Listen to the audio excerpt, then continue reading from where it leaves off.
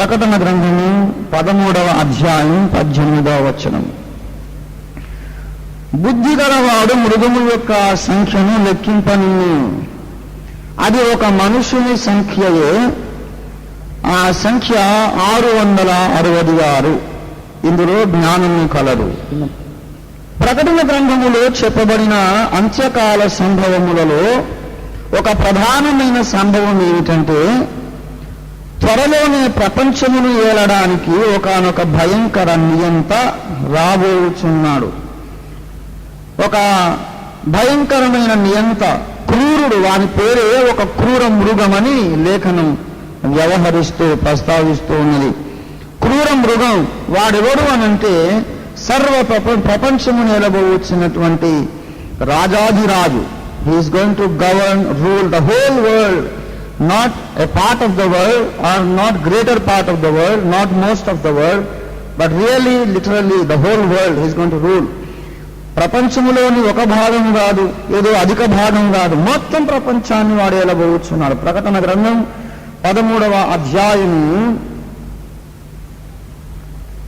7వ వచనముగా కూడా రాయబడింది, ప్రతి వంశము మీదను ప్రతి ప్రజ మీదను ఆయా భాషలు మాట్లాడు వారి మీదను ప్రతి జనము మీదను అధికారము దానికి ఇయ్యబడెను. ప్రతి వంశము మీద ఆయా భాషలు మాట్లాడు వారి మీద వానికి అధికారము ఇవ్వబడింది. దేవుని బిడ్డలారా, ప్రతి వంశము, ప్రతి ప్రజ, ప్రతి జనము, ప్రతి భాష మాట్లాడువారు, every nation, every kindred, every tongue, every race, every country, ప్రతి ప్రజ మీదను వానికి అధికారం ఉన్నది. అనగా అక్షరాల ప్రపంచాధిపతి వాడు, మొత్తం గ్లోబల్ కింగ్డమ్ వాడు అనమాట. వాడు భూలోకం వెళ్ళడానికి తొందరలో రాబోచున్నాడు. ఇది పరిశుద్ధ గ్రంథమైన బైబిల్ చెప్పిన ప్రవచనములలో ఇది ప్రాముఖ్యమైనది. పిల్లారా, లేఖనము నిరర్ధకము కానేరదు అని మనం ముందు తెలుసుకోవాలి. మనం నమ్మొచ్చు, నమ్మకపోవచ్చు. ఈ రోజుల్లో అది సాధ్యం కాదండి. ఎన్నో దేశాల దగ్గర ఇప్పుడు అణ్వాయుధాలు ఉన్నాయి. ఒక దేశం ఇంకో దేశం మీదకి వెళ్ళి యుద్ధం చేస్తేనే గెలవలేకపోతున్నారు. అమెరికా సంయుక్త రాష్ట్రాలు కొసావో మీద ఇప్పటిదాకా యుద్ధం చేస్తుంటే ఏం చేయలేకపోయారు. అమెరికా వాళ్ళ పరువు నిలువున పోయింది అని ఈలాగున చాలా మంది వ్యతిరేకంగా తలంచవచ్చు. ఇరాక్ మీద యుద్ధం చేశారు, ఏం చేయలేకపోయారు. అలాగనే చాలాసార్లు అమెరికా వాళ్ళు చేతులు కాల్చుకున్నారు. అగ్రరాజ్యానికే చేతగాలు వచ్చిన రాజ్యాన్ని జయించడం. మొత్తం ప్రపంచాన్ని ఒకడేళ్తే ఎవడు ఒప్పుకుంటారండి? France, Germany, Russia, America, England, Israel, ఇలా ఎన్నో దేశాల దగ్గర అణ్వాయుధాలు, ఇండియా దగ్గర ఉన్నాయి, పాకిస్తాన్ దగ్గర కూడా, చైనా దగ్గర కూడా ఉన్నాయి. ఒకడొచ్చిన ప్రపంచం నేర్తానంటే ఎవడు ఒప్పుకుంటాడు అని మీరు అడగొచ్చు. కానీ లేఖనము నిరర్ధకము కానేరదు. దేవుడు సెలవిచ్చిన ఏ మాట అయినను నిరర్ధకం కానేరదు. లూకా సువార్తలో మనం కీలకమైన వచనం చదువుదాం. 1వ అధ్యాయం 37వ వచనం. లూకా సువార్త 1:37 చదవండి. దేవుడు చెప్పిన ఏ మాట అయినను నిరర్ధకము కానేరదు. దేవుని బిడ్డలారా, ఇది ఇటర్నల్ ట్రూత్, ఇది నిత్యమైన శాశ్వతమైన సత్యం. ఎప్పుడు మర్చిపోవద్దు. బైబిల్ చదివేటప్పుడు ఎప్పుడు మర్చిపోవద్దు. దేవుడు సెలవిచ్చాడు అంటే తప్పక జరిగి తీరుతుంది. ఇది సాధ్యం కాదు కదా, ఇది నాకు నచ్చడం లేదు కదా, నేను అనుకోనే, నాకు అలా అనిపించట్లేదని ఎన్నైనా చెప్పుదాక దేవుడు చెప్తే అది జరిగి తీరుతుంది. సర్వ ప్రపంచమును ఏలే ఒకానొక రాజు రాబోచున్నాడు. వానికి రాజ్యము అప్పగించడానికి దేవుడే వాళ్ళకు బుద్ధి పుట్టిస్తాడట. దేవుడే బుద్ధి పుట్టిస్తాడు. ప్రకటన 17వ అధ్యాయం 17వ వచనం చదవండి దయచేసి. 17. దేవుని మాటలు నెరవేరు వరకు వారు ఏకాభిప్రాయము గలవారై తమ రాజ్యమున మృగములకు అప్పగించడం వలన తన సంకల్పం, అంటే దేవుని సంకల్పము కొనసాగించినట్లు దేవుడే వారికి బుద్ధి పుట్టించారు. ఎవరు బుద్ధి పుట్టించారండి? దేవుడే వాళ్ళకు అలా బుద్ధి పుట్టించాడు. వాడికి రాజ్యం అప్పగించండారు అని ప్రపంచ రాజులకు బుద్ధి పుట్టించేవాడు దేవుడే. ఎందుకంటే వానికి ఆ యొక్క రాజ్యం అప్పగించటం వలన భూమి మీద ఏం నెరవేరాలంట? దేవుని సంకల్పం నెరవేరాలి, ఇంకా దేవుని మాటలు నెరవేరాలి. అది చాలా గొప్ప మర్మము, చాలా పెద్ద అంశం. అది అందులోకి ఇప్పుడు నేను వెళ్ళడం లేదు. కానీ ఆ రాజు, ప్రపంచములో రాజు వచ్చినప్పుడు వాడు ఒక పని, ఒక కార్యం చేస్తాడట. ప్రపంచ ప్రజలందరినీ కూడా బలవంతం చేస్తాడు. నేనే దేవుడను అని వాడు ప్రకటించుకొని నన్ను ఆరాధించమని అందరిని వాడు బలవంతం చేస్తాడు. అది లేఖనములోని ప్రవచనోక్తి. 2వ తెస్సలోనిక పత్రిక 2వ అధ్యాయము 4వ వచనం చూడండి దయచేసి.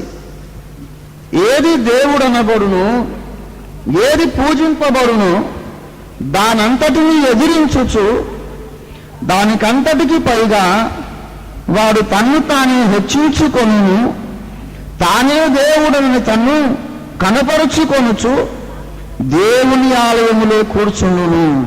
గనక ఎవడును నిన్ను మోసపరచనీయకుడి. వాడు వచ్చినప్పుడు ఏం చేస్తాడంట? ఏది దేవుడు అనబడును, ఏది పూజింపబడునో దానంతటిని ఎదిరిస్తాడు మొట్టమొదట. ఇప్పుడు ప్రపంచంలో ఉన్నటువంటి మన దేశంలోనే 33 కోట్ల దేవతలు అనుకుంటున్నాం. ఇకపోతే గ్రీకు దేవతలు ఉన్నారు, ఈజిప్టు దేవతలు ఉన్నారు, ఇంకా వేరు వేరు దేవతలు ఉన్నారు. ఈ లోకములో ఏదైతే దేవుడని పూజింపబడుతోందో దానంతటిని కూడా వాడు ఎదిరించును అని బైబిల్ చెబుతోంది. అసలు ఇవన్నీ ఇవేవి కాదు, ఇవన్నీ దేవతలు కాదు అంటాడు. దానంతటికి పైగా వాడు తన్ను తాను హెచ్చించుకుంటాడు. తర్వాత ఏం చేస్తాడంటే నేనే అసలు దేవునిరా అని ప్రకటించుకుంటాడు. వానిని ఆరాధించాలని భూనివాసులందరినీ కూడా వాడు బలవంతం చేస్తాడు. అది జరగనున్న సంభవం. ప్రకటన గ్రంథము 13వ అధ్యాయము దయచేసి 14వ వచనము చూడండి. కత్తి దెబ్బ తిని బ్రతికిన ఈ క్రూర మృగమునకు ప్రతిమను చేయవలెనని అది భూనివాసులతో చెప్పుచు. చూడండి 12వ వచనం చదవండి. మొదటి క్రూర మృగమునకున్న అధికారపు చేష్టలన్నీ దాని ఎదుట చేయుచున్నది. చావు దెబ్బ తగిలి బాగుపడి ఉన్న ఆ మొదటి మృగమునకు భూమిలో దానిలో నివసించు వారు నమస్కారము చేయునట్లు అది బలవంతము చేయుచున్నది. ఎవరికి నమస్కారం చేయాలంట? ఈ క్రూర మృగమునకు నమస్కారం చేయాలి. వర్షిప్ హిమ్, వాని ఆరాధించండి అని భూనివాసులను అది బలవంతము చేయుచున్నది. వానికో ప్రతిమను చేయమనంటే దేవతలాగనమాట.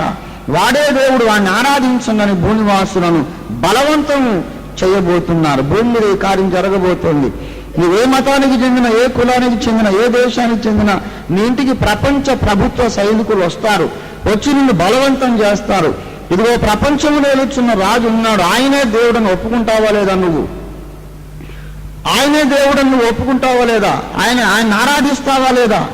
లేకపోతే నిన్ను అరెస్ట్ చేస్తాం, పోలీస్ స్టేషన్ తీసుకెళ్తాం, నీ ఉద్యోగం నువ్వు కోల్పోతావు, జైల్లో వేస్తాం, నీకు భోజనం ఇవ్వం, అన్న వస్త్రాలు లేకుండా నిన్ను కరువు పాలు చేస్తాం, తుదకు అవసరమైతే నువ్వు చంపేస్తాం. హతము చేయునట్లును దానికి అధికారం ఇవ్వబడింది. గనుక ప్రియులారా, ఎవరైతే ప్రపంచ రాజును, ఆ క్రూర మృగమును ఆరాధించరో వాళ్ళు కష్టాల పాలవుతారు, తుదకు ఏమైపోతారండి? చంపివేయబడతారు అనేది బైబిల్ సెలవిస్తున్న భవిష్యత్ ప్రవచనం.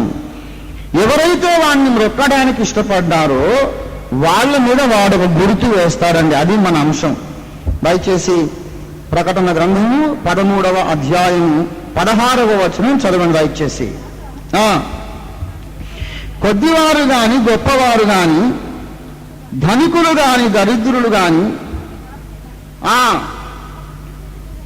స్వతంత్రులు గాని, దాసులు గాని అందరూ తమ కుడి చేతి మీదనైనను తమ నొసటి ఎందైనను ముద్ర వేయించుకొనున్నట్లును, ఆ ముద్ర అనగా ఆ మృగము పేరైనను దాని పేరుడి సంఖ్య అయినను గలవాడు తప్ప క్రయ విక్రయములు చేయుటకు మరి ఎవరికి అధికారము లేకుండానట్లు అది వారిని బలవంతము చేయుచున్న. నొసటి మీద గాని, కుడి చేతి మీద గాని ఆ మృగము యొక్క ముద్ర వేసుకోవాలి.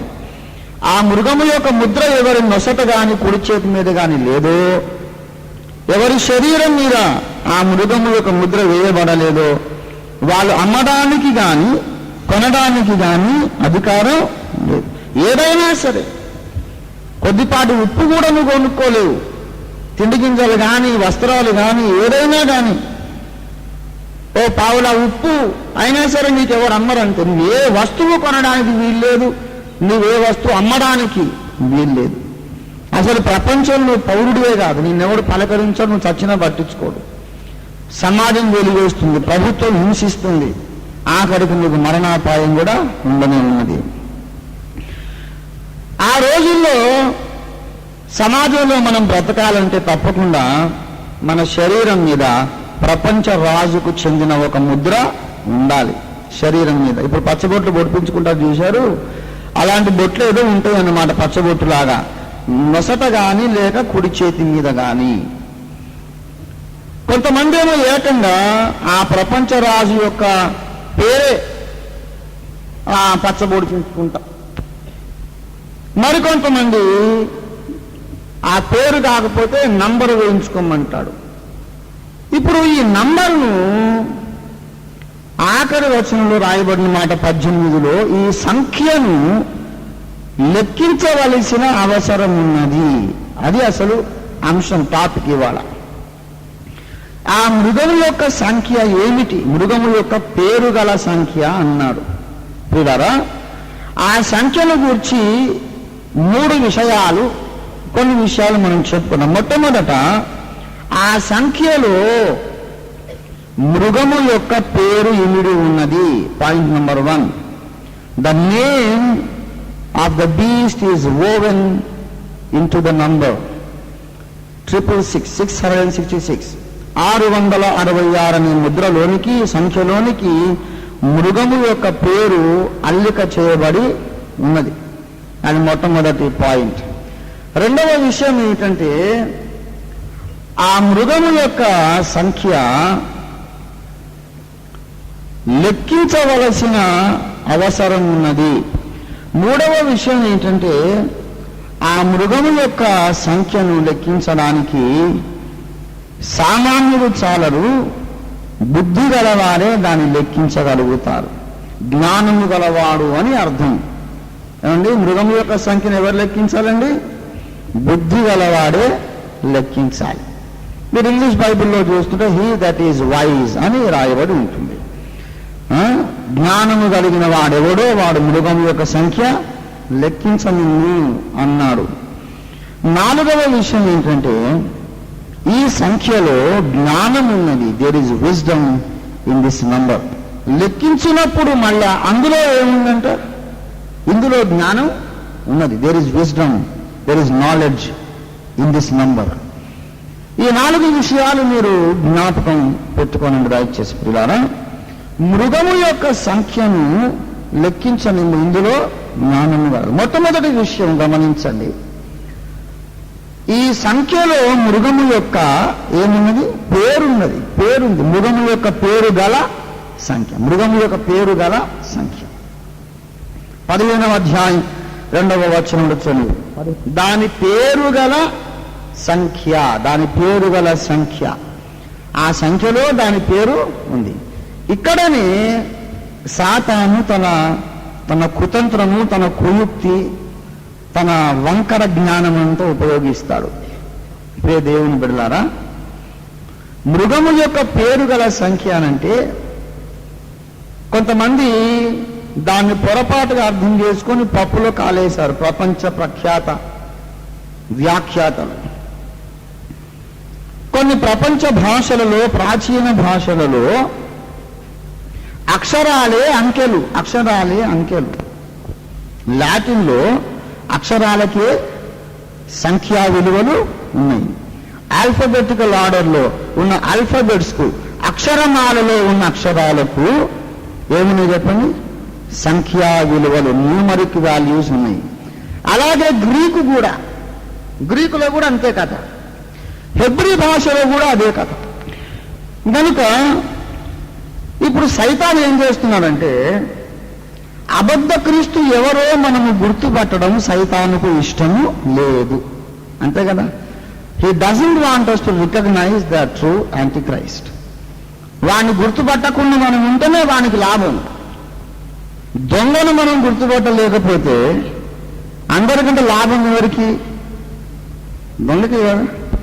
కనుక సాతానుకు ఒక చెడ్డ చికాకు కలిగించే పరిస్థితి ఏంటంటే, వాని ప్రణాళికలన్నీ ముందే మనకు బైబిల్లో తెలిసిపోయింది.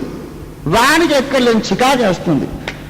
క్రీస్తు సంఘమును పాడు చేయాలని, గలిబిలి చేయాలని, సత్యక్రీస్తుకు దూరపరిచి సర్వనాశనం చేయాలని వాడు ఎన్నో పథకములు, ప్రణాళికలు రచించుకున్నాడు. భూజంతువులన్నిటిలో సర్పము కుయుక్తి గలదై ఉండెను. ఎంతో యుక్తిగా వాడు పథకములు రచించుకొని పెట్టుకుంటే దేవుని వాక్యం అంతా వాని పంచంతా ఊడలాగి వాని సిగ్గంతా పోయినట్టు మొత్తం రివీల్ చేసేసింది. వాని సంగతి అంతా ఇక్కడ రాయబడింది. కనుక వాడేం చేస్తున్నాడంటే, బైబిల్లో వ్రాయబడిన ఇన్ఫర్మేషన్ కూడా మనం సరిగా అర్థం చేసుకోకుండా కన్ఫ్యూజ్ చేస్తున్నాడు. ఆ మృగము యొక్క పేరు గల సంఖ్య అంటే వాడేం చేస్తున్నాడంటే, ప్రపంచ వ్యాఖ్యాతలను మిస్లీడ్ చేసి కొన్ని ప్రాచీన భాషల్లో మనుషుల పేర్లు రాస్తే దాని సంఖ్యా విలువ 666 అవుతున్నది. అటువంటి వాళ్ళని పట్టుకోమని వాడు వాళ్ళను మిస్లీడ్ చేశాడు. గనక చాలా మంది ఏం వ్యాఖ్యానించారంటే, ఇంకా నమ్ముతున్నారు ఏమిటంటే, ఎవడో ఒక ప్రపంచ నాయకుడు వస్తాడు, వాని పేరు లాటిన్లో కానీ, హెబ్రీ భాషలో కానీ, గ్రీకులో కానీ రాస్తే total should be 666 numeric value. అట్లా ఎవరి పేరైతే వస్తుందో వాడే అబద్ధ క్రీస్తు అనుకొని పాపం వీళ్ళందరూ ఇక జుట్లు పట్టుకొని మల్లగుల్లాలు పడి బుర్రబద్దలు కొట్టుకొని అందరి పేర్లు ఆ భాషలో రాసి చూశారు. కనీసం ఒక 30-36 మంది అబద్ధ క్రీస్తులు బయలుదేరారు. అట్లయితే గనక ఈ లెక్కన చాలా మంది పేర్లకు అదే సంఖ్యా విలువ వచ్చింది. బైబిల్ ఏం చెబుతున్నది ఏమండి? బైబిల్ ఏం చెబుతుందంటే, ప్రకటన గ్రంథం 17వ అధ్యాయంలో వాడు ఎవడో చెబుతోంది. ఇక్కడ ఈ వచనం గమనించండి, 8వ వచనం. నీవు చూచిన మృగము ఉండెను గాని ఇప్పుడు లేదు, అయితే అది అగాధ జలములో నుండి పైకి వచ్చుటకును నాశనమునకు పోవుటకును సిద్ధముగా ఉన్నది. ఒకప్పుడు ఉండెను, ఇప్పుడు లేదు, అది మరలా భూమి మీదకి వచ్చుటకు సిద్ధంగా ఉన్నది. అంటే ఈ ప్రకటన గ్రంథము రాయడానికి ముందు వాడు భూమి మీద బ్రతికాడు. ఈ గ్రంథం రాయబడుతున్నప్పుడు లేడు, చచ్చిపోయి పాతాళంలోకి వెళ్ళిపోయాడు. తర్వాత అంత్యకాలంలో వాడు మళ్ళా పాతాళం నుండి భూమిపైకి వస్తాడు.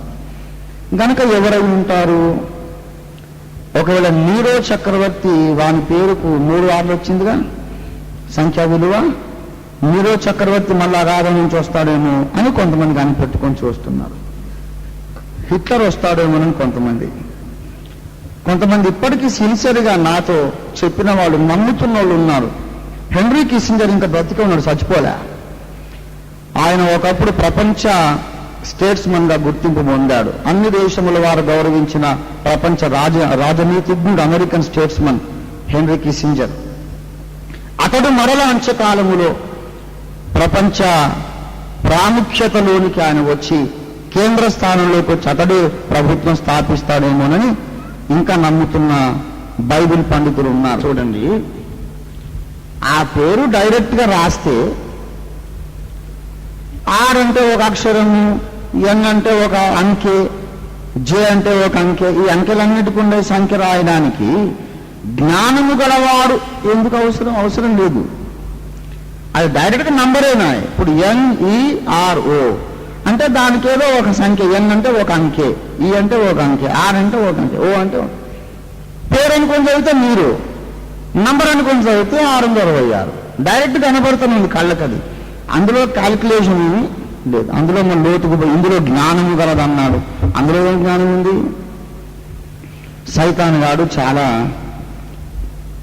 నేర్పరితనంగా, నైపుణ్యముగా క్రీస్తు ప్రజలు తప్పుదారి పట్టించేశాడు. అయితే మనం ఆ సంఖ్యను అర్థం చేసుకోవడము దేవుని చిత్తమై ఉంది. మనం అర్థం చేసుకోవాలని దేవుడు కోరుతున్నాడు. అందుకే ఇదేదో మన ఆత్మీయ జీవితానికి అవసరమైన భక్తి జీవిత సంబంధమైనది కాకపోయినా మనం ఈ విషయాన్ని గ్రహించటం దేవుని చిత్తమని మనం మొదట గ్రహించాలి. దేవుని బిడలారా, ఆ మృగము యొక్క పేరు గల సంఖ్య అనంటే అర్థం ఏంటంటే,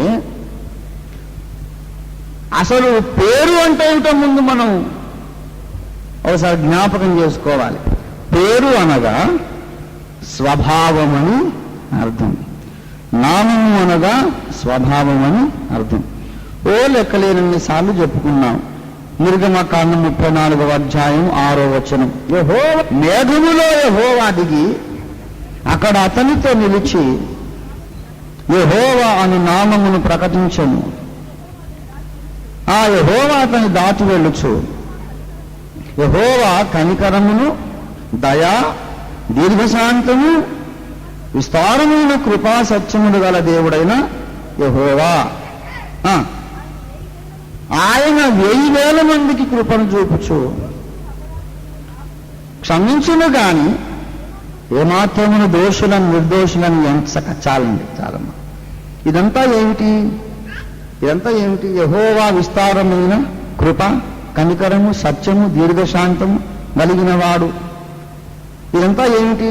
యెహోవా అను నామము. యెహోవా అను నామము. నామమును ప్రకటిస్తానని చెప్పి గుణగణములను ప్రకటిస్తున్నాడు.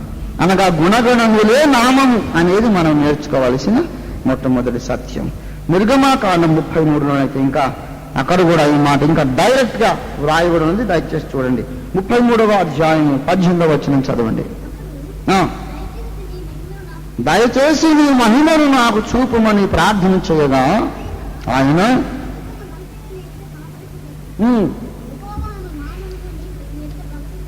నా మంచితనమంతయు నీ ఎదుట ప్రకటించదను, యెహోవా అను నామమును నీకు చూపించదను, నీకు ప్రకటించదను. దేవుని బిడలారా, అసలు మోషే దేనికోసం అడిగి ప్రార్థన చేశాడు? దేనికోసం అడిగాడు? నీ మహిమను నాకు చూపించు. దేవుని జవాబు ఏంటి? ఏమండి? మహిమను చూపించమంటే ఏమన్నాడు? నా మంచితనం చూపిస్తాను, నా నామమును ప్రకటిస్తాను. గనక నామము అనే మాటకు వస్తే బైబిల్లో దానికి అర్థం ఏంటి? దేవుని స్వభావము. దేవుని స్వభావం. గనక ఇక్కడ క్రూర మృగము యొక్క నామము అని అంటే అర్థం ఏంటి? క్రూర మృగము యొక్క స్వభావం ఎటువంటిదో ఆ సంఖ్యలో ఇమిడి ఉన్నది అని మనం అర్థం చేసుకోవాలి. ఇలా గమనించండి. క్రూర మృగము యొక్క స్వభావం ఈ సంఖ్యను మనం గుణించి గణించి పరిశోధించి లెక్కించినప్పుడు వాని స్వభావం ఎటువంటిదో మనకు అర్థం అవుతుంది. ఇప్పుడు మనం చూద్దాం కొన్ని విషయాలు. దయచేసి గమనించండి. 3 6 ఇక్కడ మనం రాద్దాం. మృగం యొక్క సంఖ్య ఎంతండి? 666. పరిశుద్ధ బైబిల్ గ్రంథంలో నేను మీకు ఒక ప్రశ్న అడుగుతాను. ఎన్ని గ్రంథాలు ఉన్నాయి బైబిల్లో? అండి 66 గ్రంథాలు. ఇప్పుడు 66 గ్రంథాలని 66 గ్రంథాల పక్కన ఇంకొక 6 రాస్తే ఎవరి సంఖ్య అయింది? సాతాను యొక్క సంఖ్య అయింది. ఈ 666లో నుంచి ఒక 6 చెరిపేస్తే అది ఎవరి గ్రంథం, ఎవరి సంఖ్య అయింది? బైబిల్ గ్రంథం యొక్క సంఖ్య అయింది. ఒక 6 చెరిపేస్తేనేమో దేవుని వాక్యం యొక్క సంఖ్య, ఇంకొక 6 దీనికి కలిపితేనేమో క్రూర మృగం యొక్క సాతాను యొక్క సంఖ్య. ఇక్కడ కొంతమంది అనొచ్చు, మరి కథోలిక్ బైబిల్లో ఇంకా 70 పైచిలు గ్రంథాలు ఉన్నాయి కదా బైబిల్ అని కొంతమంది అంటారు. నాకు తెలుసు. నేను మీకు ఒక విషయం చెబుతున్నా, వినండి. క్రీస్తు శకము 467 బైబిల్ గ్రంథములోని ప్రామాణిక గ్రంథములేవి అనేది పరిశోధన చేయటానికి నైసియా అనే మహాపట్టణం, నైసియా అనే మహాపట్టణంలో నైసియన్ కౌన్సిల్ అనే ఒక మహాసభ సమావేశమైంది. అక్కడ ఎందుకు గ్యాదర్ కావాల్సి వచ్చిందంటే యేసుక్రీస్తు ప్రభువు వారు అవతారం ఎత్తక ముందు ఆది కాండము నుండి మలాఖీ గ్రంథం కాకుండా ప్రవచన గ్రంథాలు వచ్చేసి అయిపోయింది. మలాఖీ తర్వాత 400 ఏళ్ళు అయ్యాక యేసు ప్రభు వారు వచ్చారు. యేసు ప్రభు వారి శిష్యులు 4 సువార్తలు రాశారు. అపోస్తలులు కొన్ని పత్రికలు రాశారు. ఈ పత్రికలు రాసే పారంపర్యం ఆగిపోలేదు. పౌలు కొన్ని రాశాడు, బర్నబా కొన్ని రాశాడు, క్లెమెంట్ అనే సోదరుడు గురించి పౌలు ప్రస్తావిస్తాడు. క్లెమెంట్ కొన్ని పత్రికలు రాశాడు. ఇలాగా ఆయా భక్తుల పేర్ల మీద చాలా పత్రికలు, గ్రంథాలు, సువార్తలు వస్తూ ఉన్నాయి. మలాఖీ నుండి క్రీస్తు వరకు ఉండడాన్ని ఏమంటామంటే మౌనకాలము అంటాం. మౌనకాలం ఎందుకంటాము అంటే దేవుడు ప్రవక్తలను పంపని కాలమని. God was silent. మౌనకాలం అంటే దేవుని మౌనకాలం. ఇది మళ్ళీ ఇర్మియా, యెహెజ్కేలు, దానియేలు ప్రవక్తలు ఎవరు రాలేదు. మలాఖీ ఆఖరి ప్రవక్త. ఆ తర్వాత క్రీస్తు వచ్చాడు. మళ్ళా యోహాను కాలంతో మళ్ళీ దేవుడు పలకడం ప్రారంభమైంది. ఈ నైసియన్ మహాసభలో ఏం జరిగిందంటే సకల దేశముల నుండి వచ్చిన సంఘ నాయకులు, బిషప్పులు అందరూ కూడా కొన్ని గ్రంథములనేమో ప్రామాణికములు అని ఏకగ్రీవంగా ఒప్పుకున్నారు. మరికొన్ని గ్రంథాలు ప్రామాణికం కాదు. న్యూ టెస్టిమెంట్ క్యానన్ ఎట్లా నిర్ణయించారంటే నేను మీకు చెప్తున్న కొన్ని విషయాలు వినండి. గ్రంథకర్త యేసు ప్రభువును చూచిన వాడై ఉండాలి. ముఖాముఖి యేసును చూసిన వాడై ఉండాలి. రెండవది, అతనిని గూర్చి అపోస్తలులు తమ పత్రికల్లో ఎత్తి చెప్పిన వాడై ఉండాలి. మూడవది, ఆ గ్రంథములో ఇదివరకే ప్రామాణికమని ఎంచబడిన గ్రంథములకు వ్యతిరేకమైన మాటలేవి ఉండడానికి వీల్లేదు. ఇదివరకే ఇప్పుడు మత్తయి సువార్త ప్రామాణికం అనుకున్నాం. దానికి అగేన్స్ట్గా ఏదైనా రాసి పేతురు సువార్త అన్నాం అనుకో, దాన్ని తీసేశాడు. దేవుడు అవునని చెప్పి కాదనేవాడు కాదు కదా, అలాగే తీసేశాడు. ఇలాగ వడపోసి మొత్తం పోయింది. కొన్నేమో 100% అందరు భక్తులు ఒక్కడు కూడా వెనక్కి పోకుండా ప్రామాణిక గ్రంథములు అని ఎంచినవి ఉన్నాయి. కొన్నేమో అప్రామాణిక గ్రంథములు, వీటిని అపోక్రిఫా అంటారు. ఈ అపోక్రిఫల్ బుక్స్ అంటే ఏమిటంటే ప్రామాణిక గ్రంథములు కాదు అని. ఈ అప్రామాణిక గ్రంథాలు ఇవి దేవోక్తులు కాదు, కానీ వాటిని తీసేయాల్సిన అవసరం లేదు అని కొంతమంది అన్నారు. ఎందుకంటే ఉండని కాదు, ఎందుకు తీసేయాలని, ఎందుకు ఇప్పుడు ఉండని అని కొంతమంది దాని కొరకు ఫైట్ చేశారు. అందుచేత అప్రామాణిక గ్రంథములు కూడా కొన్ని కథోలిక్ బైబిల్ లోపలికి వచ్చినందుకు దాంట్లో కాస్త ఎక్కువ పుస్తకాలు వచ్చినాయి. అయితే కాథలిక్ ప్రీస్ట్ ఎవరని అడగండి, మన బైబిల్లో అపోక్రిఫా ఉన్నాయా అని అడిగాడు. ఉన్నాయి కదా బాబు, ఎస్డ్రాసు, తర్వాత మక్కబియసు, ఇవన్నీ చెప్తాడు ఆయన. మరి ఎందుకు ఉంచారంటే ఇక ప్రమాదం లేదని ఉంచేసినాం బాబు, తీయాల్సిన అవసరం ఏమి లేదు అని. ప్రమాదం ఎందుకు లేదంటే ఇప్పుడు కొందరేమో అది ప్రమాదం ఉన్నదా లాభం ఉందా అనే సంగతి కాదు, ప్రామాణికం కాదన్నప్పుడు తను తీసేయాలి. అదెందుకు బైబిల్లో ప్రామాణికమైతే కాదు కదా, తీసేయి అని మండు పట్టారు. అందుకని ప్రొటెస్టెంట్ బైబిల్లో 66 పుస్తకాలు ఉన్నాయి. క్యాథలిక్ బైబిల్లో ఈ 66 మొత్తం ఉన్నాయి, ప్లస్ ఇంకా కొన్ని ఎక్కువ. ప్రమాదం ఎందుకు లేదని వాళ్ళు అంటున్నారంటే ప్రొటెస్టెంట్ బైబిల్లో నువ్వు ఏ వచనమని రెఫరెన్స్ చెప్పు, అది క్యాథలిక్ బైబిల్లో అదే రెఫరెన్స్, అదే మాట ఉంటుంది. ఇప్పుడు ఎవరినైనా గమనించి అడగండి మీరు, అప్రామాణిక గ్రంథములు గాక అసలు ఖచ్చితమైన దేవోక్తులని ప్రామాణికంగా అందరూ ఒప్పుకున్న గ్రంథాలు ఎన్ని? అన్డిస్ప్యూటెడ్గా అంటే ఖచ్చితంగా క్యాథలిక్స్ అయినా ప్రొటెస్టెంట్స్ అయినా మీకు ఇచ్చే సంఖ్య 60. ఖచ్చితంగా కాథలిక్స్ అయినా ప్రొటెస్టెంట్స్ అయినా మీకు ఇచ్చే సంఖ్య 66.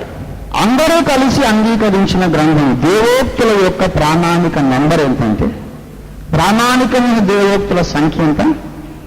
66. ఎందుకు దేవుడు ఇలా చేశాడంటే దానికి ఒక అర్థం ఉన్నది. పరిశుద్ధ బైబిల్ గ్రంథంలో 7 అనే సంఖ్య పరిపూర్ణతకు చిహ్నము లేక పరిపూర్ణుడైన దేవునికి చిహ్నమైన సంఖ్య. దేవుడు ఏది చేసినా 7 7 7 7 అనే సంఖ్యలో చేస్తాడు. 7వ దినము దేవుడు తన కొరకు కేటాయించుకొని విశ్రాంతి పొందాడు. ప్రకటన గ్రంథంలో 7 సంఘములు, అలాగన్నీ 7 అనగా పరిపూర్ణతకు అనుబంధమైన సంఖ్య. దేవుని సంఖ్య 7. ఇప్పుడు మీరు కీర్తన గ్రంథం 8వ కీర్తన 8వ కీర్తన 5వ వచనం చూడండి. వచ్చేసి మానవుని యొక్క స్థితి, మానవుని హోదా చెప్పారు. దేవుని కంటే అంటే దేవుని సంఖ్య ఎంత? దేవుని కంటే కొంచెము తక్కువ వాడుగా మనిషిని చేశారు. దేవుని సంఖ్య ఎంత? దేవుడి కంటే కొంచెం తక్కువ ఉంటే దేవుని సంఖ్య 7. 7 కంటే కొంచెం తక్కువ ఎంత అనగా 6. దేవుని సంఖ్య 7 అయితే మనిషి సంఖ్య ఎంత? 6. అందుకే ఆదాముని దేవుడు 6వ దినమును సృష్టించాడు. 6వ దినం ఎందుకు చేశాడంటే మనిషి మీద ముద్ర కొట్టాడు, స్టాంప్, ఈ నెంబర్ 6 అని. ఎందుకు? Little less than God, little less than 7. 7 కంటే కొంచెం తక్కువ. ఇప్పుడు మనిషికి ఉన్నటువంటి సంఖ్య 6 కనుక మానవుని పట్ల దేవుడు తన సంకల్పమును తెలియజేయడానికి ఒక గ్రంథములు రాసినప్పుడు ఆ గ్రంథములో 2 6ల ముద్ర ఉండేటట్టు దేవుడు జాగ్రత్త పడ్డాడనమాట. అసలు దేవుడు మానవునితో జరిగించిన వ్యవహారం కార్యక్రమం, దేవుని ప్రణాళిక, దేవుని ప్లాన్, ఈ లోక చరిత్ర మొత్తం సింబాలిక్ గా ఒక్క నంబర్లో చెప్పాలంటే 66 అని చెప్పొచ్చు. 66లో ఎన్ని 6లు ఉన్నాయి చెప్పండి? 2 6లు ఉన్నాయి. మొదటి 6 ఎవరనుకున్నామని? ఆదాము. ఆదాము వలనే ఆదాముతో పోల్చదగిన వేరొక వ్యక్తి బైబిల్లో మనం కనపడుతున్నాడు. లోక చరిత్రలో ఆదాముతో పోల్చదగిన వేరొక వ్యక్తి ఎవరు చెప్పండి? యేసుక్రీస్తు ప్రభు. 1 కొరింథీ పత్రిక 15వ అధ్యాయం, 1 కొరింథీ 15వ అధ్యాయం 45వ వచనం చూడండి. ఇందు విషయమై ఆదామును మొదటి మనుష్యుడు జీవించు ప్రాణి ఆయనని వ్రాయబడి ఉన్నది. కడపటి ఆదాము జీవింపజేయు ఆత్మ ఆయను. 47. మొదటి మనుష్యుడు భూ సంబంధి మంటి నుండి పుట్టినవాడు, 2వ మనుష్యుడు పరలోకము నుండి వచ్చినవాడు. గనక ఇప్పుడు ఎందరు ఆదాములు కనపడుతున్నది ఇక్కడ? మొదటి ఆదాము ఎవరు? హవ్వమ్మ భర్త. మొదటి ఆదాము ఏదైనా తోటలో మట్టి నుండి తీయబడినవాడు. కడపటి ఆదాము మన ప్రభు అయిన యేసుక్రీస్తు. మన ప్రభు అయిన యేసుక్రీస్తు పేరేంటి ఇక్కడ? కడపటి ఆదాము పరలోక సంబంధి అయి. యేసు ప్రభు పేరు కూడా ఆదామే, హవ్వమ్మ భర్త పేరు కూడా ఆదామే. కనుక యేసు ప్రభువు ఆదాము ఈ ఇద్దరు వ్యక్తుల చుట్టే ఈ ప్రపంచంలో దేవుని సంకల్పములన్నీ అన్ని చుట్టూ తిరుగుతూ పరిభ్రమిస్తూ ఉన్నాయి. ఈ ఇద్దరే ప్రముఖులు, ఇంకెవరు ప్రముఖుడు కాదు. రోమాపత్రిక 5వ అధ్యాయంలో చూడండి. వచ్చేసి 5:17 మరణము ఒకని అపరాధములమున వచ్చినదై ఆ ఒక్కని ద్వారాను ఏమి ఎడల కృపాబాహుల్యమును నీతి దానమును పొందువారు జీవము గలవారు నిశ్చయముగా యేసుక్రీస్తును ఒకని ద్వారాను ఏలుదురు. 18 కాబట్టి తీర్పు ఒక్క అపరాధ మూలమును వచ్చినదై మనుషులకు అందరికీ శిక్షావిధి కలుగుటకు ఎలాగూ కారణమాయను.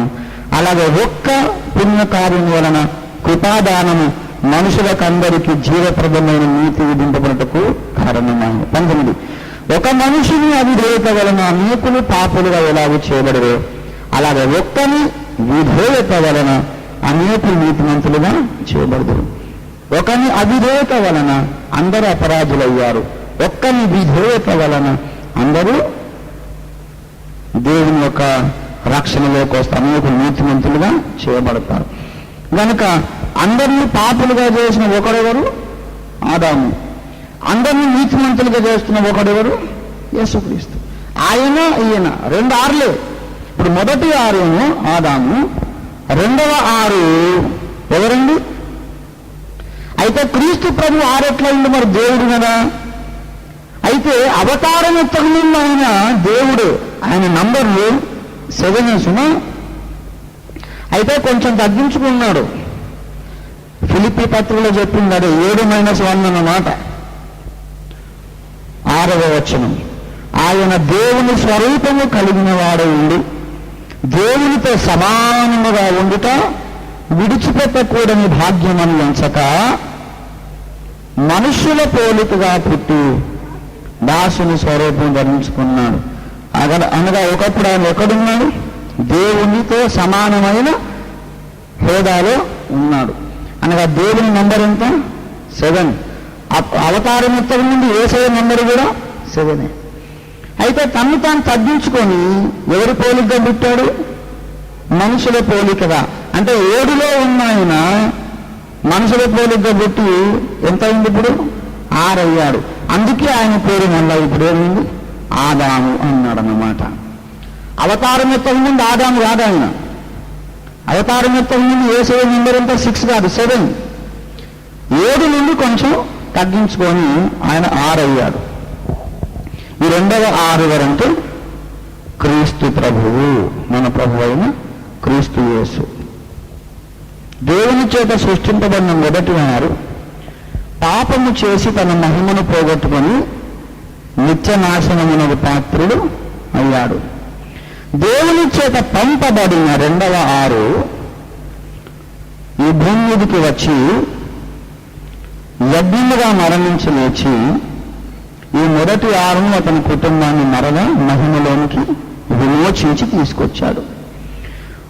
ఒక 6 పాపం చేసి చెడిపోయింది, పతనం అయిపోయింది. ఇంకో 6 వచ్చి దాన్ని మళ్ళీ ఉద్ధరించింది.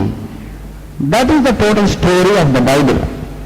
బైబిల్లోని స్టోరీ మొత్తం టోకీగా ఒక ముక్కలో చెప్పుకుంటే అది మొదటి ఆదాము పాపము చేసి నాశనం అయ్యాడు. కడపటి ఆదాము వచ్చి దాన్ని మళ్ళా రెస్టోర్ చేశారు, మళ్ళీ ఉద్ధరించాడు, విమోచించాడు.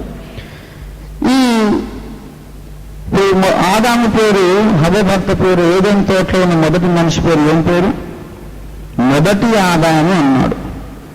మరి ఇప్పుడు యేసు ప్రభువుని ఏమని పిలవాలి? రెండవ ఆదాముని పిలవాలి. కానీ రెండవ ఆదామం లేదు బైబిల్లో. ఏమనుంది? కడపటి ఆదాము. ఏమి రెండవ ఆదామని ఎందుకు రాయలేదు? రెండవ రాస్తే సొమ్ము రెండవ ఆడనే కాదా? రెండవ ఆదామే కదా లెక్క ప్రకారం. అయితే ఏదైనా తోటలో ఉన్నవాడేమో మొదటి ఆదాం. యేసు ప్రభువు రెండవ ఆదాం అనొచ్చుగా. కానీ బైబిల్లో రెండవ ఆదాం ఉండదు. ఏమనుంది? ఎన్నవ ఆదాము? ద లాస్ట్ ఆదాం, కడపటి ఆదాం. కడపటి ఆదాము అని ఎందుకు రాశారంటే ఈయన దాకా ఇంకొకడు ఈ హోదాలోనికి ఎప్పటికీ రావడానికి వీలు లేదు. ఒక 6 మన జాతి మూల పురుషుడు, రెండవ 6 మన జాతి విమోచకుడు. అర్థమైందా? మొదటి 6 మన జాతి మూల పురుషుడు, ఆయన పక్కన ఇంకొక ఆదాం వచ్చి ఈయనవాడు మన జాతికి రక్షకుడు, విమోచకుడు. ఇంకొకడు వచ్చి నేను కూడా ఒక 6 అంటాడు అన్నమాట. అంటే వాడు ఏమయ్యాడు? ఇప్పుడు సాతాను యొక్క కుమారుడు. మీకు అర్థమైందా? ఒక 6, రెండో 6. ఈ ఇద్దరు కాదు ఇంకొకటి వచ్చి నేను కూడా ఒక 6ని, నేను కూడా ఒక క్రీస్తుని అంటున్నాడంటే దేవుని ప్రణాళికకు వాడు కొంచెం కలుపుతున్నాడని అర్థం. దేవుని ప్లాన్కు మనమేమి కలపడానికి వీల్లేదు, ఏమి తీసేయడానికి వీల్లేదు. 2 6 కథ అంతవరకే. అక్కడ ఆగండి. Don't try to add something to it. ఆ ప్రక్కన ఇంకొకటి వచ్చి నేను కూడా క్రీస్తుని అంటాడు అనమాట. వీడు యాక్చువల్గా దేవుని ప్లాన్లో ఉన్నాడా? లేదు. లేకపోయినా వచ్చి దూరుతున్నాడు అందులో. అరే హండి కూర్చొని I'm also an important person, ఈ ప్రణాళికలో నాది కూడా కొంచెం భాగం ఉన్నది అని దూరుతున్నాడు. ఈ దూరేసరికి ఏమైపోతున్నాడు అంటే మన సైతాన్ అయిపోతున్నాడు. నామము అన్నాం. ఈ 666లో ఏమున్నది? మృగము యొక్క నామము, the name of the beast, అనగా మృగము యొక్క స్వభావం ఏముంది? ఈ 666లో ఒక స్వభావం ఏంటంటే అనవసరంగా మధ్యలో దూరే స్వభావం. No other person is required in the plan of God. అర్థమైందా? No other 6 is required in the plan of God. ఇంకొక 6 దేవుని ప్రణాళికలు అవసరం లేనే లేదు. కథం. ఎందుకు ఇది లాస్ట్ ఆడమ్ అన్నాడంటే, ఇప్పుడు ఈ 6 సంగతి మనకు బాగా తెలుసు. పెద్దన్న పండు తిన్నాడు, నాశనం తెచ్చిపెట్టాడు. ఈ 6 సంగతే సరిగా అర్థం కాలేదు. గమనిందా? ఇప్పుడు 3వ వారు ఎందుకు వస్తుంది? ఎందుకు వస్తుందంటే, ఇప్పుడు వీడు ఇంకో నంబర్ పెట్టుకోవచ్చు కదా, నాకు 7, 8, 9 పెట్టుకోవచ్చు కదా. వీరుగా ఎన్నో నంబర్ పెట్టుకుంటున్నాడు అంటే అంటే అర్థం ఏంటిది? ఈయన నామముని వీడు ధరించుతున్నాడు. మొదటి ఈయన పేరు ఆదాం కదా. ఆదాం అనే పేరు ఈయన తీసుకున్నాడు. 2వ వారు కదా. మొదటి 6 యొక్క నామం ఆదాము. ఆదాం అనే నామం 2వ వారు తీసుకున్నాడు. ఈ 2వ వారి పేరు క్రీస్తు కదా. ఈ 2వ వారి యొక్క క్రీస్తు అనే పేరుని 3వ వారు వచ్చి దొంగిలిస్తున్నాడు. ఆ పేరు తీసుకుని అనేకులు నా పేరిట వచ్చి నేనే క్రీస్తునని పలువురిని మోసం చేస్తారు. ఇప్పుడు ఈ నంబరు, ఈ సంఖ్య క్రీస్తుని నేనే అని చెప్పుకునే అవకాశం ఎందుకు వచ్చిందంటే, ఈ క్రీస్తుని గురించి ఒక కన్ఫ్యూజన్ ఉన్నది. ఈ క్రీస్తు మరలా వచ్చును. ఇప్పుడు ఈ క్రీస్తుకు 2 రాకడలు ఉన్నాయి. అది సంగతి. క్రీస్తు ఎన్ని రాకడలండి? మొదటిసారేమో కన్యమరియు గర్భంగా వచ్చాడు. అప్పుడు ప్రణాళిక కొంత నెరవేర్చాడు, కొంత మిగిల్చి వెళ్ళిపోయాడు. విమోచన కార్యం కంప్లీట్గా చేశాడు. కానీ భూమి మీద దేవుని రాజ్యం స్థాపించడానికి 2వసారి మరలా రానై ఉన్నాడు. ఈ రెండో వారు ఉంది కదా, 2వ వారికి ఎందుకు రాకడలు? ఇప్పుడు ఏమైపోతుందంటే 2 సార్లు రాని, 20 సార్లు రాని, ఇగో ఈయననే వస్తాడు, ఇంకొకడైతే రాడు. దేవునికి స్తోత్రం కలిగిన దాకా. దయచేసి అపొస్తలుల కార్యాలు 1వ అధ్యాయం 11వ వచనం చదవండి. ఓ గలిలయ మనుష్యులారా, మీరెందుకు నిలబడి ఆకాశము తట్టు తేరి చూచుచున్నారు? మీ వద్ద నుండి పరలోకమునకు చేర్చుకొనబడిన ఈ యేసే ఏ రీతిగా పరలోకమునకు వెళ్ళుట మీరు చూచుతిరో ఆ రీతిగానే ఆయన తిరిగి వచ్చును. గమనించాలి. 2 విషయములు అక్కడ రౌండ్ చేసుకున్న బైబిల్లో. ఈ యేసే అనే మాట చెప్పి గుండెం చుట్టండి. ఈ యేసే, ద సేమ్ జీసస్. 2వది ఆ రీతిగాని అనే మాట చెప్పి రౌండ్ ఆఫ్ చేయండి.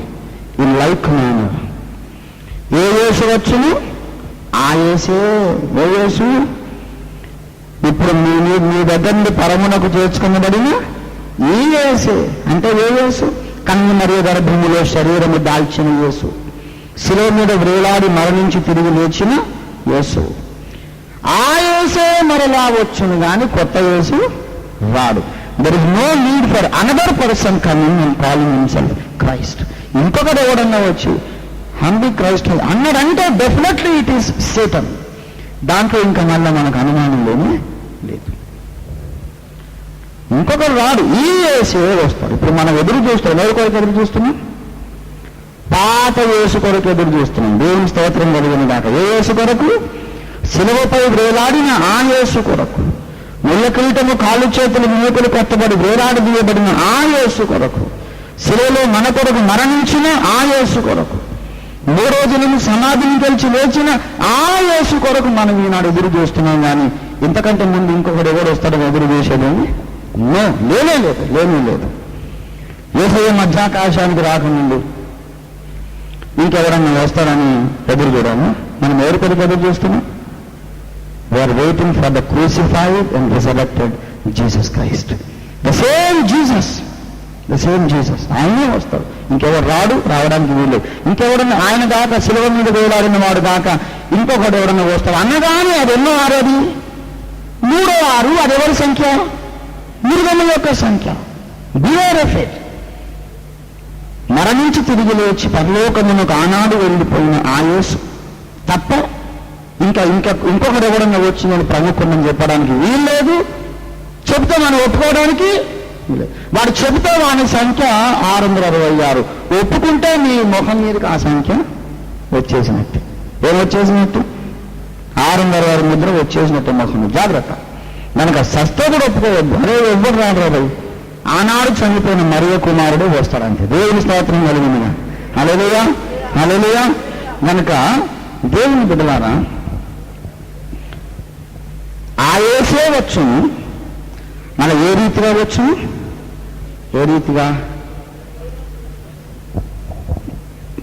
కనులకు భౌతిక నేత్రములకు కనబడే రీతిగా వెళ్ళను, భౌతిక నేత్రాలకు కనబడే రీతిగానే వచ్చును. మేఘముల మీద కూర్చుండి ఆరోహణుడైపోయిను, మేఘముల మీదనే కూర్చుండి ఆయన తిరిగి భూలోకమునకు వచ్చును. ఏ రీతిగా వెళ్ళను? He went visibly, he will come back visibly. He went with a physical body and he will come with a physical body. 3 సంగతులు చెబుతున్నా. ఆయన భౌతిక శరీరము కలిగి వెళ్ళను, భౌతిక శరీరముతోనే ఆకాశం నుండి వచ్చును. అందరూ చూస్తుండగా వెళ్ళను, అందరూ చూస్తుండగా వచ్చును. 3వది మేఘముల మీద వెళ్ళను, మేఘముల మీదనే వచ్చును. ఎవరన్నా వచ్చి నేనే క్రీస్తునంటే నువ్వు ఆకాశం నుంచి మేఘాల మీద వచ్చినవా అని అడగాలి. రాలేదంటే ఈ షటప్పని కీర్పేయటం చెప్పండి అంతే. దేవుని స్తోత్రం కలిగిన కొయ్యలో ఎవరని కానీ మనకు లేఖనమే ఆధారం. దేవుని స్తోత్రం కలిగిన దాకా. హల్లెలూయా, హల్లెలూయా. 666 ముద్రలో 3వ 6 ఎందుకు వస్తుందంటే ఈ 6 మళ్ళా 2వసారి వస్తారని అర్థం కాకపోతే వస్తుంది. ఈ 6 2వ రాకడ ఎటువంటిదో అర్థం కాకపోతే వస్తుంది. 3వ 6 వస్తుంది. 2వ 6 యొక్క 2వ రాకడ ఎటువంటిది? భౌతిక శరీరముతో వచ్చుట, కళ్ళకు కనపడేటట్టు వచ్చుట, మేఘముల మీద వచ్చుట. అంతేగాని ఇప్పుడు ఎవరన్నా వచ్చి అంటాం అనుకో,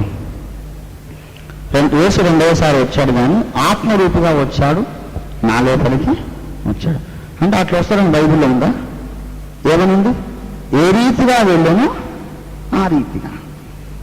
కనుక మరి శరీరాన్ని ఇక్కడ వదిలిపెట్టి ఆత్మగా వెళ్ళిపోతే మళ్ళీ శరీరం లోపలికి ఆత్మగా వచ్చిందంటే ఒప్పుకోవచ్చు. ఏ విధంగా వెళ్ళాడు ఆయన? ఏ విధంగా వెళ్ళాడు? శరీరముతో వెళ్ళాను, శరీరముతో వచ్చును. యేసు మళ్ళా శరీరముతోనే వచ్చినా ఆత్మరూపుగా వచ్చినా శరీరముతోనే వచ్చును. దేవునికి స్తోత్రం కలిగిన దాకా. హల్లెలూయా, హల్లెలూయా. ఏ శరీరముతో వచ్చును? భౌతిక శరీరమే కాదు, అది పునరుద్ధానము చెందిన మహిమ శరీరంతో వచ్చును. దేవుని స్తోత్రం కలిగిన దాకా. ఎటువంటి శరీరం అంటే తలచుకుంటే ప్రత్యక్షమయ్యే శరీరం, ఇష్టం లేకుండా మాయమైపోయే శరీరం, దూరం లేకుండా నడిచవతలకి వెళ్ళిపోయే శరీరం. అటువంటి మహిమ కలిగిన శరీరంతో యేసయ్య వచ్చును. ఎవరన్నా వచ్చి నేను క్రీస్తునంటే ఇట్రా, నీకు మహిమ శరీరం రాదని నేను పరీక్ష చేస్తాను, ఇట్రా అని ఒక కత్తి తీసుకొచ్చి డొక్కలు బరువు. అది మహిమ శరీరం అయితే అవతలికి పోయి ఇవతలికి రావాలి, వానికి ఏం కావద్దు. అందరూ బరవద్దు అంటుందంటే వారు క్రీస్తు కానీ కాదు. దేవుని స్తోత్రం కలిగిన. హల్లెలూయా, హల్లెలూయా. కనుక ప్రియులారా, వాక్యం తెలియకపోతే మనుషులంతా కన్ఫ్యూజ్ అయిపోతారు. వాక్యమే మనకు కోటనైన ఈ లేఖన ప్రాకారం లోపల మనం భద్రంగా విశ్వాస జీవితాలు జీవిద్దాం. దేవుని స్తోత్రం కలిగినాక సాతాను తనకు సమయము కొంచెమని తెలుసుకొని బహు క్రోధము గలవాడు దిగి వచ్చి కార్యం చేస్తున్నాడు. జాగ్రత్తగా వాక్యం నేర్చుకోకుంటే రేపు ఆ భ్రమం నీకే రావచ్చు. నాకు రాదు. ఎందుకు రాదంటే నాకు బాగా తెలుసు. ఇట్లా ఆత్మరూపుగా వచ్చి ఇంకొండో దూరి వచ్చుడు కాదు. ఆయన ఎట్లా వస్తాడు? ఆ యేసే వచ్చును, ఆ రీతిగానే వచ్చు. That's all. నాకెవరన్నా స్వరం వచ్చి చెప్పినానుకో ఓఫీరు నీవే క్రీస్తు, నేను నీలో ఉన్నానని చెప్తే షడప్ అంట. నేను ఎవర్రా నువ్వు? క్రీస్తు ఇట్ట రాడు, మేఘాల మీద రావాలి, ప్రతి నేత్రం ఆయన్ని చూడాలి. దేవుని స్తోత్రం కలిగిందా. ఇదిగో ఆయన మేఘారుడై వచ్చుచున్నాడు, ప్రతి నేత్రం ఆయనను అంతే. ఆయనే ఇంకో మూడో వారు వచ్చిందంటే అది ఎవరి సంఖ్య? సాతాను సంఖ్య. ఈ మూడో వారు దూరడానికి ఎన్నో ప్రయత్నాలు ప్రపంచవ్యాప్తంగా. నేను క్రీస్తుని చెప్పుకునేవారు ఎందరో ఉన్నారు. ఇంకొక ఆసక్తికరమైన సంగతి చెప్పిన, నేను క్రీస్తుని ప్రకటించుకున్న వారందరూ కూడా భక్తిపరులు, మంచివారు, చెడు అలవాట్లు లేనివారు, దేవుణ్ణి ప్రేమించేవారు, వాక్యాన్ని ప్రేమించేవారు, ప్రార్థనలో గడిపేవారు, బైబిల్ చదివేవారు, భక్తిపరులే ఉండి నేను క్రీస్తుని అన్నారు తప్ప రక్షణ లేకుండా, భక్తి లేకుండా సినిమాలకు, వ్యభిచారాలకు, జూదాలకు, త్రాగుడుకు తిరిగేవాడు ఒక్కడు కూడా అట్లా అనలేదు. నేను క్రీస్తునని చెప్పుకున్న వాళ్ళందరూ కూడా భక్తిపరులు. భక్తిలోని జ్ఞానము లోపించినప్పుడు దయ్యం దొరుకుతుంది. భక్తిలో జ్ఞానము లోపించినప్పుడు దయ్యం దొరుకుతుంది. అర్థమైందా? భక్తి వల్ల ఏమి ఉండాలి? జ్ఞానము కూడా ఉండాల్సిన. భక్తి ఉంటే సరిపోదండి, భక్తిలో జ్ఞానం కూడా ఉండాలి. దయచేసి మీరు 2వ పేతురు పత్రిక 5, 6, 7 వచనాలు చదవండి. ఆ హేతువు చేత మీ మట్టుకు మీరు, 2వ పేతురు 1వ అధ్యాయం 5, 6, 7 వచనాలు. ఆ హేతువు చేత మీ మట్టుకు మీరు పూర్ణ జాగ్రత్త గలవారై గమనించాలి. మీ విశ్వాసమునందు సద్గుణమును, జ్ఞానమునందు ఆశా నిగ్రహమును, సహనమును, భక్తి యందు సహోదర ప్రేమను అమర్చుకోండి. మనకు ప్రియులారా, ఈ సత్యాన్ని గ్రహించండి. బుద్ధి కలిగిన వాడు మృగం యొక్క సంఖ్య లెక్కించాలి. లెక్కించిన వానికి సంఖ్య ద్వారా ఇంకేం దొరుకుతుందట? జ్ఞానం దొరుకుతుంది. ఏ జ్ఞానం దొరుకుతుంది? అబద్ధ క్రీస్తు ఆత్మను ఎదిరించగలిగిన జ్ఞానం మనకు దొరుకుతుంది. ప్రభు మిమ్మల్ని ఆ జ్ఞానంతో నింపుని దాకా ప్రార్థన చేసుకుందాం. తలలో ఉంచండి. 6 సూర్యుడు పడమట ఉదయించినా సరే, భూలోకం తలకిందులైనా సరే, నజరేయుడైన ఆ యేసుని దాకా ఇంకొకరెవరిని మనము క్రీస్తుగా అంగీకరించకూడదు. ప్రియులారా, నజరేయుడైన యేసు తప్ప ఇంకెవరు క్రీస్తు కాదు. ఆయనే క్రీస్తు. ఆయనే మళ్ళీ వస్తాడు. ఆయన రాకడ కొరకు మనం సిద్ధపడదాం. ఆయన రాకడకు ముందుగా అనేక మందికి మతి భ్రమిస్తుంది, చిత్త భ్రమలు కలుగుతాయి. అనేక మందికి రకరకముల తికమకలు, గందరగోళ స్థితులు వస్తాయి. దేవుని సంకల్పములకు ఏదైనా కలపడానికి ప్రయత్నిస్తే అదే అబద్ధ క్రీస్తు యొక్క ముద్ర అయిపోతుంది. మీ మీద ఇప్పటికే ఈ ముద్ర ఉన్నదా? ఈ క్యాసెట్ ద్వారా వింటున్న నిన్ను కూడా నేను అడుగుతున్నాను, దేవుని ప్రణాళికకి ఏదైనా కలపడానికి నీ ప్రయత్నం చేస్తున్నావా? భూమి మీద ఉన్న ప్రతి విశ్వాసిని అడుగుతున్నాను. లేఖనానికి ఏదైనా కలపడానికి యత్నించడమే 666 ముద్ర. లేఖనానికి ఏది కలపడానికి వీల్లేదు, ఏది తీసేయడానికి వీల్లేదు. పరిశుద్ధుడైన ప్రభువా, ఈ 666 ముద్ర నా ముఖాన పడకుండా నన్ను కాపాడు, తప్పించుము తండ్రి అని ప్రార్థన చేయండి. స్వామి, 2 వారులే చాలు, 3వ వారు నాకు అక్కరలేదు, అది అవసరం లేదు, అది సత్యం కాదు, అది క్షేమం కాదు, అది దేవునికి చెందినది కాదు, అది అపవాదికి చెందినది. I reject this 3rd 6, O Lord. 2 6s are enough for me. నా బ్రతుకుకు 2 6లు చాలు. 3వ 6 దుష్ట సంఖ్య. ప్రభువాను నా దుష్ట సంఖ్య నుంచి తప్పించు. ఆ దుష్ట మనస్సు నుండి తప్పించు, ఆ దుష్ట కుతంత్రాల నుంచి తప్పించు, నన్ను విడిపించు. అందరం ప్రార్థన చేద్దాం. స్తోత్రమైన ప్రేమ కలిగిన మా మహాపరిశుద్ధ తండ్రి, జీవము కలిగిన మా మిక్కిలి గొప్ప దేవానికి వందనాలు. విస్తరించి అనేక సంగతులు మీరు మాతో మాట్లాడి తేటపరిచి మమ్మల్ని వెలిగించినందుని బట్టి మీకు స్తోత్రాలు చెల్లిస్తున్నాం. గొప్ప ప్రభువా, 666 ముద్రలుగా ఏమిటో తెలియక ఎందరో బిడ్డలు వరకే బలైపోయారు ప్రభువా. అజ్ఞానానికి వారు, తమ సొంత అజ్ఞానానికి వారు బలైపోతున్నారు. ఇంకను సంపూర్ణంగా నశించి సంపూర్ణంగా తప్పిపోకుండా ఉన్నవారు, సంపూర్ణంగా నశించిపోకుండా ఉన్నవారు ఎవరైనా ఉంటే, ఇంకా సగము దారిలో నడుస్తున్నవారు, సగము నాశన మార్గంలో వెళ్ళిన వారు ఎవరైనా ఉంటే వారిని వెంటనే అక్కడి నుంచి వెనక్కి రప్పించమని ప్రార్థిస్తున్నాను. ఇక ముందుకు సాగని వద్దు నాయన. ఇదివరకు నశించిపోయిన వారికైతే మేము ఇంకేం చేయలేము. కానీ ప్రభువా, మారు మనస్సు కలిగి తిరిగి రక్షణ పొందడానికి, తిరిగి వెలిగించబడడానికి ఎవరికి అవకాశం ఉందో వారు తొందరగా వెలిగించబడినట్లు ఆత్మక్రియ కలిగించండి. మీ సంఘంలో ఉన్న బిడ్డలు స్థానిక సంఘం మాత్రమే కాదు, సార్వత్రిక సంఘములోని ప్రతి ఒక్క స్థానిక సంఘములో ప్రతి శాఖలో ఉన్న విశ్వాసులు మీ బిడ్డలందరూ కూడా నాయన ఈ 3వ ఆరు నుండి తప్పించుకోవడానికి సహాయం చేయండి. జ్ఞానం అందరికీ రాయిచ్చాం. యేసు పరిశుద్ధ నామమున మిక్కిలి గురినంత వేడుచున్నాను తండ్రి. మన తండ్రి అయిన దేవుని ప్రేమ, మన రక్షకుడు యేసుక్రీస్తు నాథుని శాశ్వత కృప, పరిశుద్ధాత్మ దేవుని పేరు దివ్య నిరంతర సహవాసం ఇది మొదలుకొని యేసు 2వ రాకడ పర్యంతం కూడి వచ్చిన మనకందరూ భూలోకమందున సకల భక్త కోటికి ఇప్పుడెల్లప్పుడు సదాకాలము తోడై ఉండి నడిపించును గాక.